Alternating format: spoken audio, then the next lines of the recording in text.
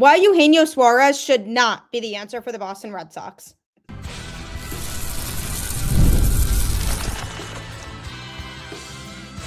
You are Locked On Red Sox, your daily Boston Red Sox podcast.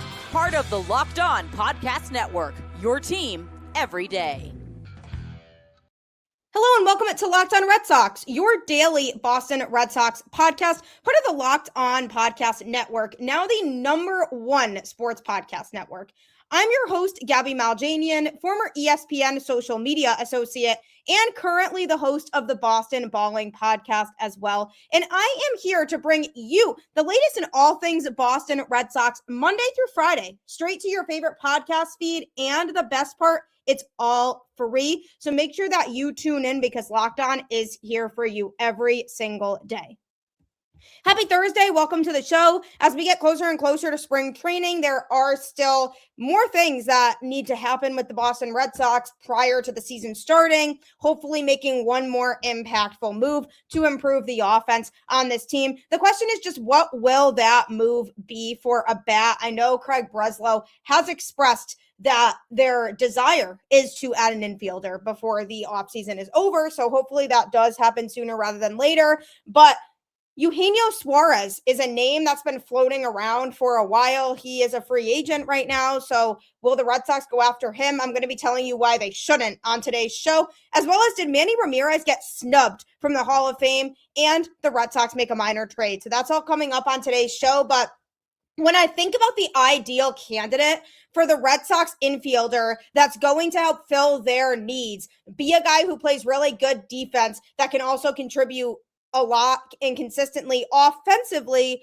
there are players that fit that mold. Nico Hoerner from the Cubs is an intriguing option. He's a second baseman who plays really good defense. And then there's Isaac Paredes from the Astros, who I've talked about on this show pretty extensively as well. He's another option. Eugenio Suarez is currently a free agent, and he's a guy that people were associating as a possibility for the Red Sox after they missed out on Alex Bregman to play third base.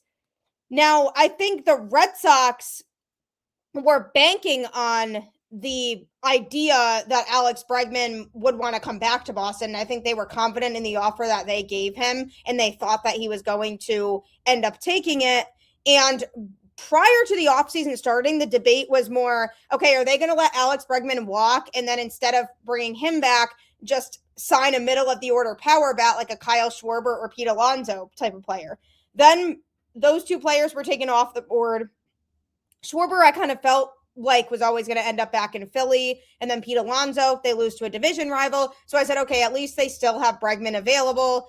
Missed out on him. So now they do need to address that infield situation. And Eugenio Suarez is a guy who does provide elite power production.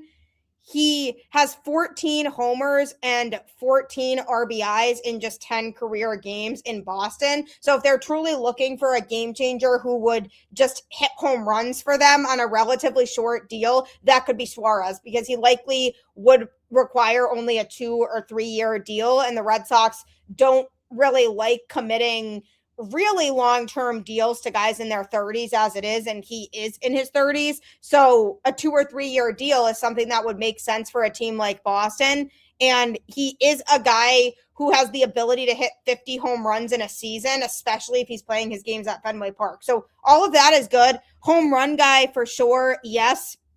He's in the 78th percentile in hard hit percentage, which means he's well above average, hits the ball harder than a lot of other players.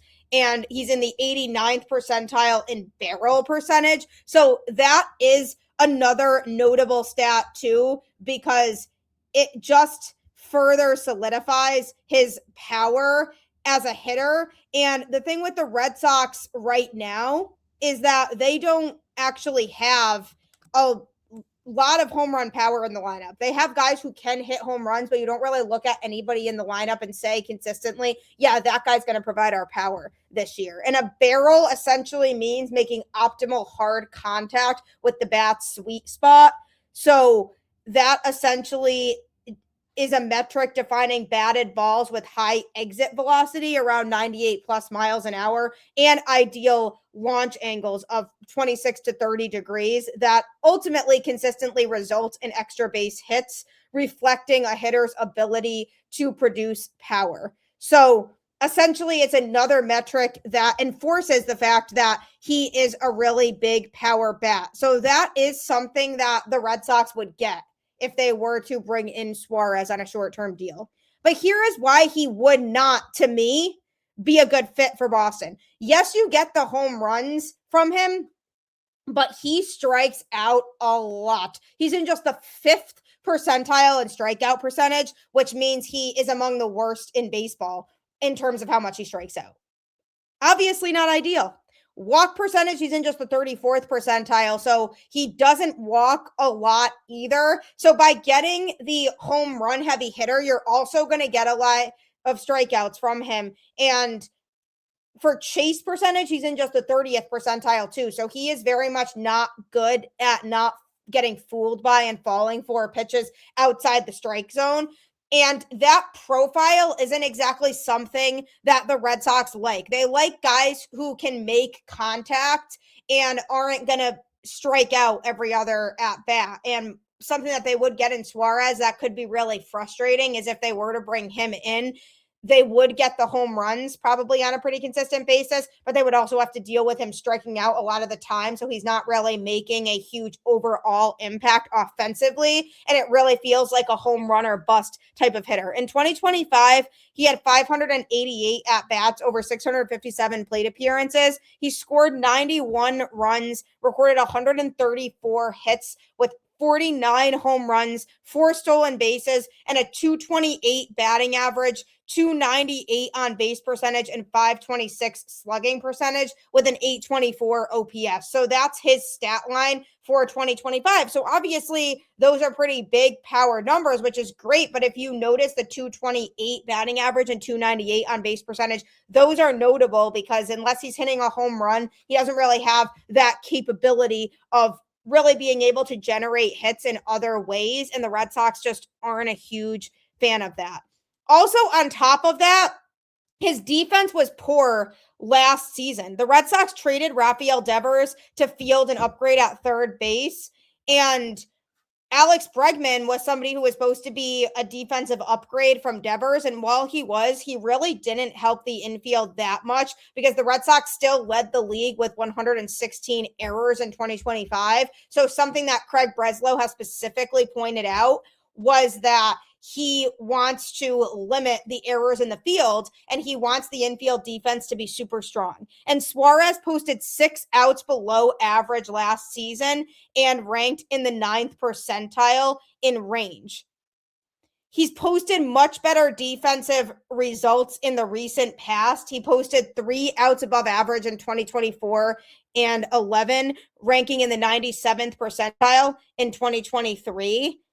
But again, because of Suarez's numbers this past season defensively, that's not ideal for the Red Sox either. And for a team that has a lot of starting pitchers who generate ground balls, they are really going to have to make sure that the infield defense is up to par to keep up with that, because it's going to be really hard for this Red Sox team to succeed moving forward in 2026 if their infield defense is messing up a lot of routine plays. And with Suarez being at third base, that could throw off the Red Sox defensive ability as a whole.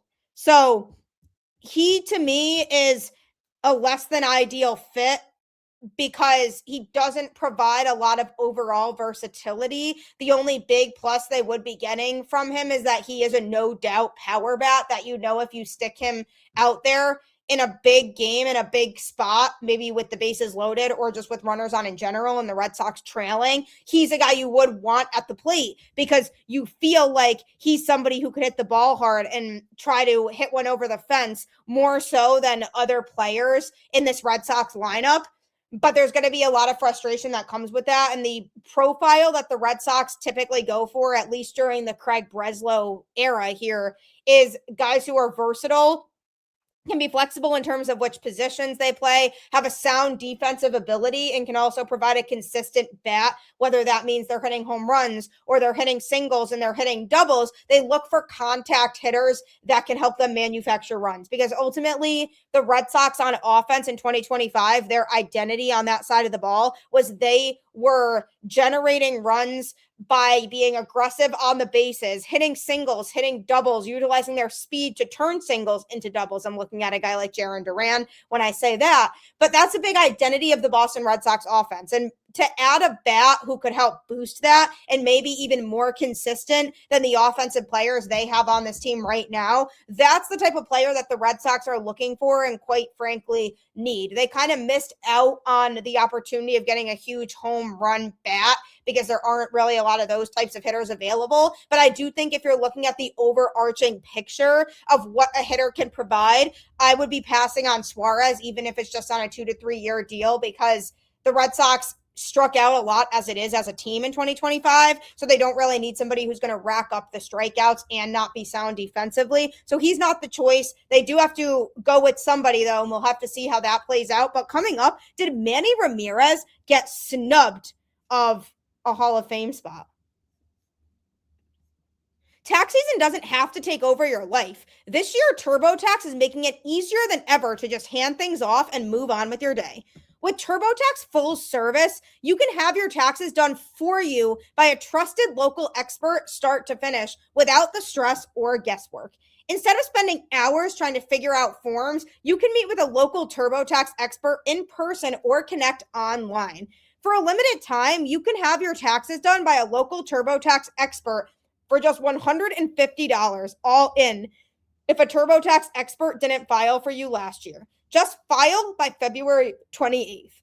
Take taxes off your plate and get back to your life. Visit turbotax.com/local to book your appointment today. I've been using TurboTax the last couple of years to do my taxes, and I am not a math or numbers person, and it makes it so easy to upload everything, and it generates for you how much you owe or how much you are owed. So make sure that you check that out. I highly recommend it. Also, thank you for making Locked On Red Sox your first listen of the day. And thank you for making Locked On the #1 sports podcast network. If you haven't already, be sure to go check out our new Everydayer Club. For all of you loyal listeners out there, you can get all access episodes if you subscribe to the all access tier, which is never before seen content that you won't find anywhere else. So if I do an interview with a player or a coach or something like that, like I have a bunch of interviews from Fenway Fest that I'll be running, you'll only see those on the all access tier if you subscribe to that, as well as one-on-one texting with me to get all of your questions answered. So make sure you subscribe to that. And if you don't want the all access tier, you can still get ad-free episodes of every show. So make sure you subscribe to that today. Did Manny Ramirez get snubbed by the Hall of Fame voters? That is a topic of conversation that is going all around Red Sox Nation today. And here's what I'll say about the Hall of Fame. While I respect the decisions that the Hall of Fame voters make, and I respect the process that they have to go through to select who makes the Hall of Fame and who doesn't, there needs to be more consistency there. So this year's Hall of Fame class includes center fielders Andrew Jones and Carlos Beltran, and also Jeff Kent got into this year's class. Manny Ramirez was on the ballot and did not get in again. Now, while I know there are other people who didn't get in that were also steroid users, like Barry Bonds and A-Rod, for example, those guys all deserve from their baseball ability to be in the Hall of Fame. And it's kind of a joke that you look at it and see that a guy like Barry Bonds didn't get in. I find that to just be so crazy that to this day, he's still not in the Hall of Fame. But Manny Ramirez, 100% deserves to be in the Hall of Fame. And now he'll fall off the ballot after his 10th year. So he won't be on it anymore. So if he does make the Hall of Fame, it won't be the traditional way. He fell short of induction for the 10th straight ballot, needing 75% of the votes from the Baseball Writers Association of America. He received just 38.8%. And again, it's because they can't get the steroid thing out of their heads. They can't move past that. The only way that he can make the Hall now is through its contemporary baseball era committee, which next convenes in December 2028. So that's the next shot he has. Meanwhile, Carlos Beltran and Andrew Jones both surpassed 75% and will join Jeff Kent in Cooperstown this summer. Manny was first eligible in 2017, receiving 23.8% of the vote at the time. While many players have risen from a lower number into induction, his numbers were pretty stagnant, rising only to 34.3% last year. So he did do a little bit better this cycle, but not nearly well enough. And the main reason, he never truly escaped the steroid scandal. Under normal circumstances, any player with his resume would be a shoo-in for first ballot Hall of Fame induction. It's hard to argue that he's not a top 10 right-handed hitter ever. I mean, the stats say it. He's one of the best hitters that we have ever seen from that right side. And it's absolutely criminal that because of his stats alone, he should be in, but he's not going to be. 12-time All-Star, 9-time Silver Slugger, batting champion, and 2-time World Series champion. And one of those rings came with the famous curse-breaking 2004 Red Sox, for whom he won World Series MVP. He retired with 2,574 hits and 555 home runs. He remains the all-time leader in postseason homers. And going off of a metric that evaluates Hall of Fame cases, he's also the 10th best left fielder of all time. So obviously all of those numbers say he should be in, and to me, he 100% should be in. But like many of his peers at that time, he unfortunately is known as a steroid user. He tested positive for performance-enhancing drugs in a 2003 survey performed by MLB, the results of which were supposed to remain confidential. He ended up being suspended for 50 games in 2009 after testing positive for a fertility drug often used in steroid cycles. And then in 2011, he tested positive for testosterone, receiving another suspension that pushed him into a brief retirement. So essentially, alleged steroid use has proven to largely be a reason that has kept people out of the Hall of Fame. Barry Bonds and Roger Clemens, two players with even better resumes than Manny overall, never got above 66% of the vote and are now at the mercy of the era committee also. Mark McGwire, another great player, never got above 23.6%. Sammy Sosa topped out at 18.5% in his final year of eligibility, and Rafael Palmeiro fell off the ballot in his fourth go-around. Alex Rodriguez also is currently going through the same process. He ended up reaching 40% this cycle, but again, probably will be another player who won't get in, at least through this set of voting. Pretty much the only player tied to steroid use substantively and has made it into Cooperstown is David Ortiz, who also was alleged to have tested positive in that 2003 study, but still made it on his first ballot. And other inductees such as Ivan Rodriguez, Jeff Bagwell, and Mike Piazza faced accusations in their careers, but never with the proof that Manny faced. So obviously he had more of the proof behind his name that he was using them. But it's really unfortunate when you look at how many talented players are not in. And it's fairly obvious at this point, if not blatantly obvious, that the Hall of Fame clearly just doesn't want steroid users to be a part of it. And now we're looking at a situation where the contemporary era committee has so far been even less kind to that group of players than the Baseball Writers Association has been. Bonds and Clemens have gone through 2 committee votes in 2022 and 2025, and they got fewer than 5 out of 16 votes both times. In committee votes, you need 12 of 16 votes to receive induction. So it's a hard process, but there's a lot of debate over who should be in and who shouldn't be in. And Manny absolutely got snubbed. And I would say the same thing about Bonds and A-Rod. They should also be in. And here's the biggest issue that I have with it. The biggest issue that I have with it is because there isn't a lot of consistency. And it seems like other players are able to get in based on other criteria. And for example, even Carlos Beltran, who made it into the Hall of Fame this go around, I wasn't sure if he was going to even get in because he was involved with that Astros cheating scandal in 2017. And during that time, that was obviously the biggest news going around baseball, was the fact that the Astros cheated. And it was said to have been believed that he and Alex Cora were the biggest masterminds behind the trash can banging and that whole scandal situation.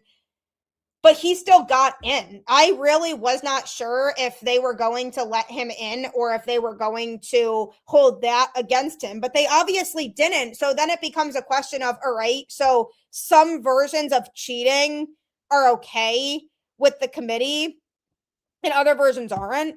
So it just becomes a matter of making it consistent. And now it has to be an explanation of, okay, you're seriously going to look at Barry Bonds and not put a guy like that in the Hall of Fame? It's mind-boggling to me, and there's no doubt about the fact that Manny, from a statistical standpoint, should be a Hall of Famer. And we'll have to see if he gets in here through this next step in the process, but he will have to wait until 2028 to know if that's a possibility. So I do feel like with the baseball writers and the voting, there needs to be a little bit of a better process. And I do feel like because of the fact that during that era where Manny was accused of using those substances, because there were other players doing it too, now it's a matter of, okay, let's just make a decision on putting them all in. And at least they're all not in. At least it's not like, okay, Bonds is in, but Manny and A-Rod aren't, or A-Rod's in and the other two aren't, or vice versa. And I'm just using those three as examples right now because they're prevalent examples. So at least from that aspect, there's consistency. But I do feel like it comes to question of, okay, what kind of morals do they have when it comes to evaluating who is deserving and who's not deserving? Because while Beltran very clearly is deserving, he does have that whole Astros incident to his name. So it really makes you wonder, okay, so that's something that doesn't necessarily bother them, but the steroids do. So it's definitely a very interesting process. Manny, no doubt, got snubbed. He 100% should be in the Hall of Fame. And I'm really seriously hoping that when he gets to this next step in the process, that he does get in. So that's something I'm definitely going to be anxiously waiting for. He no doubt deserves to be in. And Dustin Pedroia is another interesting one who is not in the Hall of Fame right now, but he made a huge jump in terms of his voting numbers from the previous time that he was on the ballot. So hopefully he gets in at some point, but we'll have to see. Manny got snubbed, no doubt about it. Hopefully some of these rules change moving forward. But the Red Sox made a small trade because they have officially announced Ranger Suarez's contract with the Boston Red Sox. So coming up, I'm going to be discussing that. But don't forget, while you're here, make sure to follow and subscribe to the show on any podcast platform, whether it's Spotify, YouTube, etc. I'm available Monday through Friday to talk all things Boston Red Sox, as Locked On is now the #1 sports podcast network. You can also follow me on Twitter at Gabby Maljanian. You can follow the show on Twitter at LO_Red Sox, and you can follow me on Instagram at Gabby_Maljanian10. So those are all ways that you can stay in on the action. Make sure you're getting your latest in all things Boston Red Sox. I am here every single day during the season. Hopefully we have an exciting season of Boston Red Sox baseball, and I really look forward to continuing to discuss all of that with you. So make sure that you're locked in on social media. Speaking of exciting season, the hope around Boston is that their starting rotation in particular is going to help get them very far in the 2026 season. And they added a piece to that starting rotation this offseason in Ranger Suarez, who they signed to a free agent contract last week. They officially announced that free agent contract. He is now a member of the Boston Red Sox. He had his opening press conference yesterday. So I'm very excited to have him in Boston. He is a guy who certainly is going to give this rotation a boost. But the Red Sox needed to make room for him on the 40-man roster. So they did execute a small trade. So what they did was they sent recently acquired infielder Tristan Gray to the Minnesota Twins in exchange for catching prospect Nate Baez. This is the third catching prospect that the Red Sox have acquired this offseason. Baez is 24 years old and was originally selected in the 12th round of the 2022 MLB draft by the Twins, and he split last season between high A and double A. In 96 games, he batted .278 with 8 home runs, 54 RBIs, and a .794 OPS. And in 29 games at catcher with double A Wichita, he threw out 14 of 61 runners, which is a 23%. He represents the latest minor league catcher acquired by the Red Sox this offseason, who have also acquired Ronnie Hernandez and Luke Heyman, each of whom also came to Boston in trades. So obviously the Red Sox are open to their catching possibilities in the minors, and especially with the fact that their current major league catching situation is where it's at. They have been quietly looking to upgrade the backup catcher position right now. So it will be interesting to see if one of them can develop and eventually formulate into that role. But Tristan Gray was another offseason addition. He was acquired in November from the Tampa Bay Rays in exchange for right-handed pitcher Luis Guerrero. Prior to that deal, Gray appeared in 30 major league games for the Rays, batting .231 with 3 home runs and 9 RBIs while playing all over the infield. And he also batted .270 with an .805 OPS in 72 games at AAA. So obviously, his time in Boston was short-lived. He never suited up in a Red Sox uniform, but he did participate in Trevor Story's offseason camp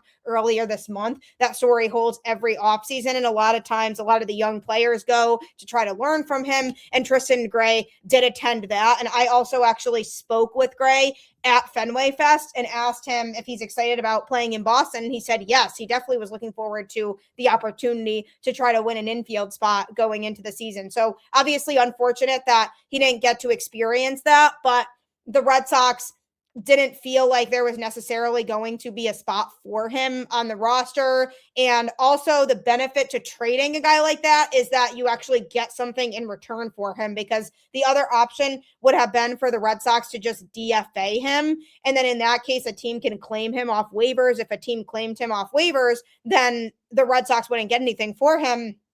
And then if a team DFAs a player and they don't get claimed on waivers, then that player ends up back in the system. So he would have ended up back in the Red Sox system and likely playing in the minors.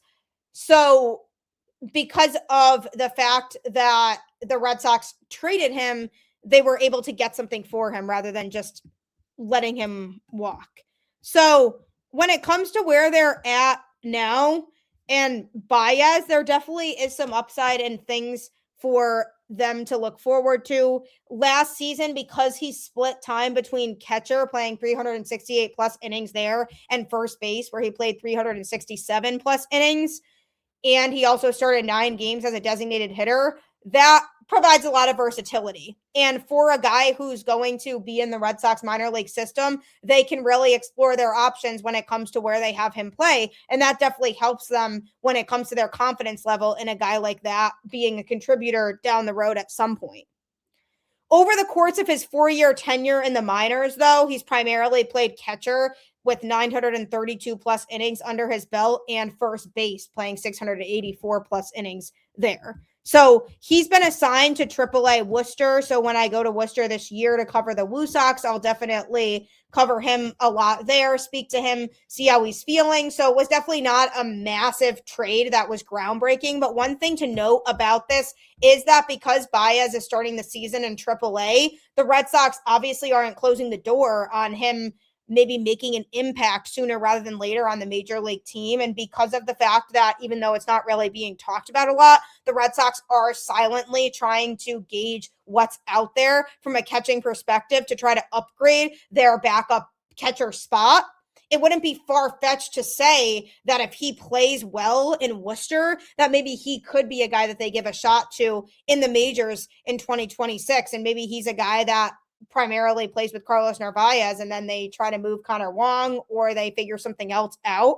But this is something that's notable because if they do feel like Baez has that type of talent, then maybe we do see him in the majors at some point this season.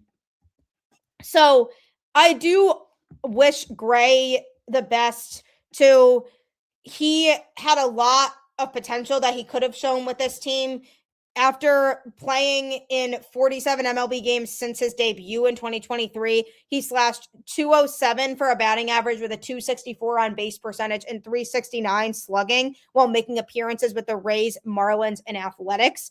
The Rice University product has also spent time with the Pirates, who took him in the 13th round of the 2017 MLB draft, and he also spent time with the White Sox. So he's kind of been around a little bit, but he might get an opportunity now. So obviously the Red Sox felt like they needed to make that move. They felt like that was the best move in order to clear a roster spot for Suarez. So now it's a matter of seeing what other move they make. Hopefully one more big impactful move to wrap up this offseason. So we'll have to see how that goes, but thank you so much for tuning in to Locked On Red Sox and always making it your first listen of every single day. Make sure you subscribe and follow the show so you get all of the latest episodes. Plus, if you never miss an episode, the Everydayer Club is built for you. Get Locked On Red Sox ad-free, plus members-only Discord access and more. Head to lockedonredsox.supercast.com to join the club. For those of you on video, we send you to the first ever 24/7 National Locked On Podcast Network YouTube channel. On audio, make sure you make your second listen Locked On MLB. So make sure you subscribe to that for special content and perks that you won't get anywhere else. And as always, keep the faith, go Red Sox, and I'll catch you on the flip side.